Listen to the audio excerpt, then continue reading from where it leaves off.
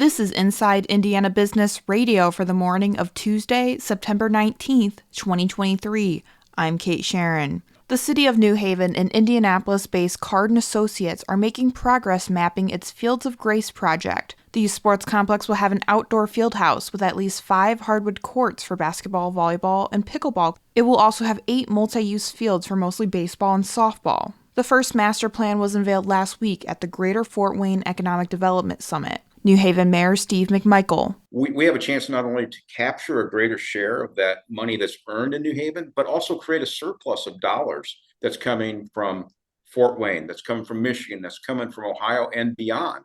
Local leaders and developers hope the project is a source of tourism, aiming for a $50 million annual economic impact. Ball State University is cutting the ribbon Tuesday for its new outdoor performance venue and community gathering space. The Brown Family Amphitheater, which was a $3 million project made possible by the namesake donors, began construction in spring 2022. The facility has dressing rooms, a green room, storage space, a control room, and a loading dock. It will feature a booth and mix station with a lightboard and soundboard as well as elevated spotlights. The lead donor, Charles Brown, also made a large contribution towards the planetarium, which is also named after him and is the largest planetarium in the state. 2 Indiana hospitals are being recognized as leaders in providing socially responsible health care.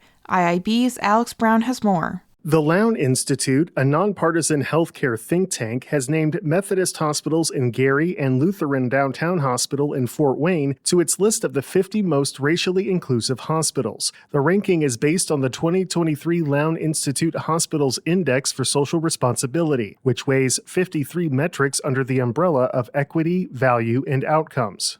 The index studies nearly 4,000 hospitals across the country. The Lown Institute's final list includes Methodist at number 9 nationally and Lutheran at number 38. The top 3 hospitals on the list are Boston Medical Center Corporation, John H. Stroger Jr. Hospital in Chicago, and UChicago Medicine. You can connect to the full list at InsideIndianaBusiness.com. Alex Brown, Inside Indiana Business Radio. From the number one source for Indiana business news, this is Inside Indiana Business Radio. Get ready, Northeast Indiana. We're headed your way. IBJ Media, Inside Indiana Business, and the Indiana Economic Development Corporation invite you to the second annual Engage Northeast Indiana event, presented by CareSource, Indiana University, and Old National Bank. Tuesday, October 10th at the Grand Wayne Center. We'll be diving into talent, education, and other issues shaping the regional economy. You can find more at ibj.com/engage. The United Auto Workers and Detroit's Big Three car makers resumed talks aimed at ending a strike now in its 4th day, and under the threat that the walkout could soon spread. Stellantis said it resumed negotiations with the union Monday and described the talks as constructive. A spokesperson for General Motors said representatives of the company and the United Auto Workers also were continuing to negotiate. However, UAW President Shawn Fain said on NPR, quote, "We have a long way to go, and if the companies don't respond to the union's demands, quote, then we will escalate action." So far, the strike is limited to about 13,000 workers at 3 factories, one each at GM, Ford, and Stellantis. A renowned scientist at Purdue University has received a $1.38 million grant to continue research involving drug therapy used to fight drug-resistant strains of malaria in developing countries. San Francisco-based Open Philanthropy awarded the grant to Dr. Philip Lowe, who is conducting clinical trials to validate previous results of the drug imatinib and tests whether the number of days the treatment needs to take effect can be reduced. Lowe is Purdue's Presidential Scholar for Drug Discovery and the Ralph C. Corley Distinguished Professor of Chemistry in the university's College of Science. Imatinib is typically used to fight cancer, and Lowe discovered that the drug, when combined with the standard malaria treatment, clears all malaria parasites from 90% of the patients within 48 hours and 100% of the patients within 3 days.